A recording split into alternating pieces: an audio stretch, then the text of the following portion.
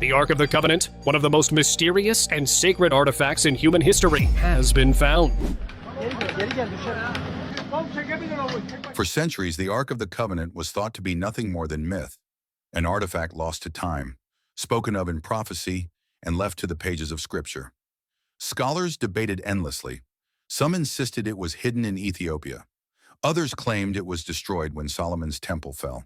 To most of the modern world, it was just a story, until last winter. In the windswept hills of Judea, a small team of Israeli and American archaeologists set up a secret camp. They weren't there under any official mission. No press, no funding, no publicity. Only a rumor. An ancient scroll hinted at a sealed chamber somewhere under the ruins. Their only tools were shovels, tarps, and ground-penetrating radar. At first, the scans revealed nothing. Then a shape emerged, perfectly rectangular, impossibly precise, buried 30 feet beneath the surface. The dimensions matched something the lead researcher had seen before, not in a museum, but in the Hebrew Bible. They began to dig. Days passed in silence, the site hidden beneath tarps to block satellite surveillance. Then the tip of a limestone block surfaced. Smooth. Too smooth to be natural. Sealed as if untouched for thousands of years. When they pried it open, stale, icy air spilled out. Their headlamps swept across a vast man-made chamber, cut into stone with eerie precision. And at the center sat an object that made the entire team freeze. It gleamed, golden, untouched by time. Two winged figures stretched across its lid, their detail so lifelike it seemed they might move. The dimensions were exact, 4 feet long, 2 feet wide, 2 feet high. The object matched every detail of the Ark of the Covenant. One of the senior archaeologists whispered the words he never thought he'd say. "It's the Ark." But the moment they moved closer, something shifted. Their headlamps flickered. Camera screens went black. Even the hum of their ventilation fans died. The chamber itself seemed to swallow energy. One young assistant, shaking, reached out. The lead shouted for him to stop, but it was too late. His hand hovered inches above the gold when the air turned icy cold. A vibration rippled through the stone floor. He staggered back, pale and muttering that something had pushed against his palm. Not physically, but inside his mind. A chilling thought filled the room. They were not alone. In the uneasy silence, one historian recalled the passage in 2 Samuel, when a man named Uzzah touched the ark and died instantly. For centuries, those stories were dismissed as metaphor. But standing here, with every device dead and this relic before them, metaphor didn't feel like the right word. Then they noticed something else. Faint scorch marks across the stone floor. Blackened but distinct, as if fire had erupted here long ago. Yet the ark itself was flawless, untouched.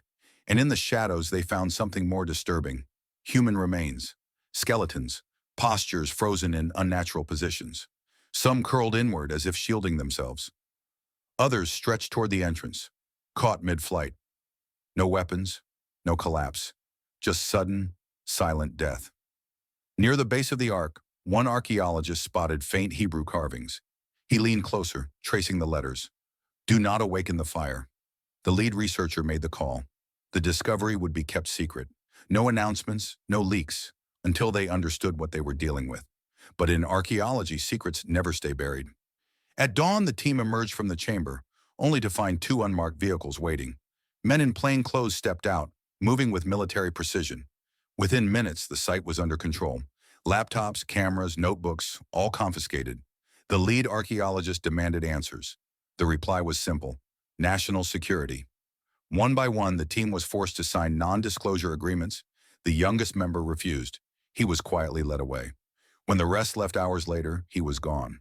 By nightfall, the chamber had been resealed, the site disguised as untouched earth. But one man acted fast. Daniel Knox, the team's technician, had slipped a single analog tape into his bag. Days later, that tape surfaced online. The footage was grainy but unmistakable. A golden chest with winged figures, glowing faintly in torchlight. For 47 seconds, viewers saw what appeared to be the Ark of the Covenant. And then, the video cut to static. But the clip spread instantly, and with it, the hunt began. Knox vanished, his apartment empty, his accounts frozen. But before disappearing, he mailed one final package, a fragment of parchment. When translated, it revealed something chilling. It spoke of a second resting place, beneath the very stone where 2 temples once fell. The Temple Mount, one of the most sacred and most volatile sites on earth. Digging there was forbidden. Yet secret scans revealed something strange, a symmetrical void beneath the bedrock. Alongside it, a magnetic pulse, steady, unnatural. Cross-referencing medieval Crusader maps revealed tunnels leading directly toward it. One was marked Custodia, guard post. Inside, faint engravings matched a gold-plated artifact from the Israel Museum, once dismissed as decoration. In truth, it was a map, and it pointed directly to the void. At the tunnel's end, their instruments spiked violently. The stone itself seemed to hum, and faintly, just faintly, they heard it. The same low vibration from Knox's footage. If the Ark had been moved here, it wasn't resting, it was waiting. Whispers soon surfaced of multiple artifacts, 3 sacred objects forming something called the Covenant mechanism. The Ark was only the voice. The others were the flame and the scroll. Together they formed a system, a bridge between heaven and earth, or perhaps a seal against something never meant to escape. And then came the final piece, a short video smuggled from Jerusalem, less than a minute long, a stone chamber glowing with unnatural light.